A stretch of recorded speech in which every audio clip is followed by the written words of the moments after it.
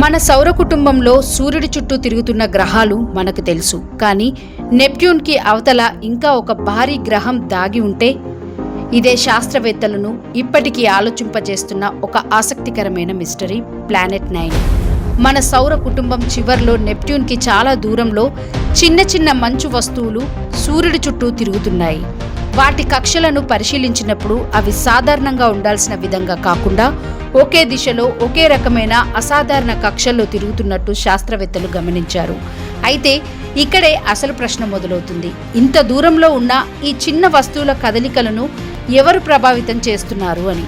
2016లో ఖగోళ శాస్త్రవేత్తలు mic brown, Konstantin బాటిగిన్ ఒక ఆసక్తికరమైన సిద్ధాంతాన్ని ప్రతిపాదించారు. నెప్ట్యూన్కి అవతల సూర్యుడి చుట్టూ చాలా దూరమైన కక్షలో భూమి కంటే సుమారు 5 నుంచి 10 రెట్లు ఎక్కువ ద్రవ్యరాశి కలిగిన ఒక గ్రహం ఉండవచ్చని వారు సూచించారు. దానికి తాత్కాలికంగా ప్లానెట్ 9 అని పేరు పెట్టారు. ఇక్కడే ఈ కథలో అతిపెద్ద మిస్టరీ ఉంది. ఇప్పటికీ ప్లానెట్ 9ని నేరుగా ఎవరూ చూడలేదు. అంటే మన దగ్గర ఆ గ్రహం యొక్క ఫోటో లేదు, దాని ఉపరితలం పరిశీలించలేదు, దాని నుంచి నేరుగా వెలువడుతున్న కాంతిని కూడా గుర్తించలేదు. మన శాస్త్రవేత్తలకు ఈ గ్రహం ఉందనే ఆలోచన ఎందుకు వచ్చింది? దానికి కారణం దాని గురుత్వాకర్షణ ప్రభావం కావచ్చని భావిస్తున్న కొన్ని ఆధారాలు. నెప్ట్యూన్కి అవతల ఉన్న చిన్న వస్తువుల కక్షలో కనిపిస్తున్న అసాధారణ నమూనాలను ఒక భారీ ఇంకా కనిపించని గ్రహం గురుత్వాకర్షణతో వివరించవచ్చని పరిశోధకులు భావిస్తున్నారు.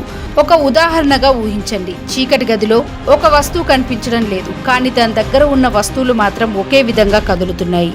అప్పుడు మనం అక్కడ కనిపించని ఏదో ఒకటి ఉండి ఉండవచ్చా అని అనుమానిస్తాం. ప్లానెట్ 9 విషయంలో కూడా దాదాపు ఇదే ఆలోచన.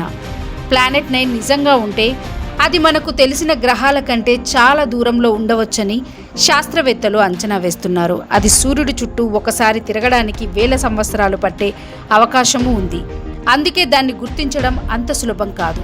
మనకు దగ్గర ఉన్న గ్రహాలు సూర్యుడి కాంతిని ప్రతిబింబిస్తాయి, కానీ చాలా దూరంలో ఉన్న ఒక గ్రహం నుంచి భూమికి చేరే కాంతి చాలా బలహీనంగా ఉంటుంది. అందుకే గ్రహం ఉంటే అది ఎక్కడుంటుంది అనే ప్రశ్నకు ఇప్పటికీ ఖచ్చితమైన సమాధానం లేదు. ప్లానెట్ 9 నిజంగా ఉంటే అది భూమి లాంటి రాతి గ్రహం కాకుండా నెప్ట్యూన్ లేదా యురేనస్ తరహా మంచు వాయు దిగ్గజ గ్రహం అయి ఉండవచ్చని కొన్ని నమూనాలు సూచిస్తున్నాయి. కానీ ఇది కూడా ఖచ్చితమైన విషయం కాదు, ఎందుకంటే మనం ఆ గ్రహాన్ని ఇంకా నేరుగా చూడలేదు.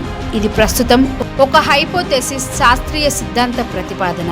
ప్లానెట్ 9 ఉనికిని అనుకూలంగా కొన్ని పరిశీలనలు ఉన్నప్పటికీ అవి పూర్తి స్థాయిలో నిర్ధారణగా పరిగణించబడలేదు. కొంతమంది శాస్త్రవేత్తలు మాత్రం కనిపిస్తున్న కక్ష నమూనాలను ప్లానెట్ 9 అవసరం లేకపోవచ్చని, పరిశీలనలో ఉన్న ఎంపిక పక్షపాతాలు లేదా ఇతర కారణాలు కూడా వాటిని వివరించగలరని సూచిస్తున్నారు. అంటే ఒకవైపు కనిపించని గ్రహం గురుత్వాకర్షణకు ఆధారాలు ఉన్నాయని భావిస్తున్నారు, మరోవైపు ఆ ఆధారాలకు వేరే వివరణలు కూడా ఉండొచ్చని కొందరు శాస్త్రవేత్తలు చెప్తున్నారు. మన సౌర కుటుంబం గురించి మనకు చాలా విషయాలు తెలుసని అనుకున్నా నెప్ట్యూన్కి అవతల ఉన్న ప్రాంతం ఇప్పటికీ ఎన్నో రహస్యాలను దాచుకుంది. అక్కడ ఒక భారీ గ్రహం నిజంగానే దాగి ఉందా, లేక చిన్న మంచు వస్తువుల అసాధారణ కక్షలకు మరో కారణం ఉందా? భవిష్యత్తులో మరింత శక్తివంతమైన టెలిస్కోపులు, కొత్త పరిశీలనలు ఈ రహస్యానికి సమాధానం చెప్పవచ్చు.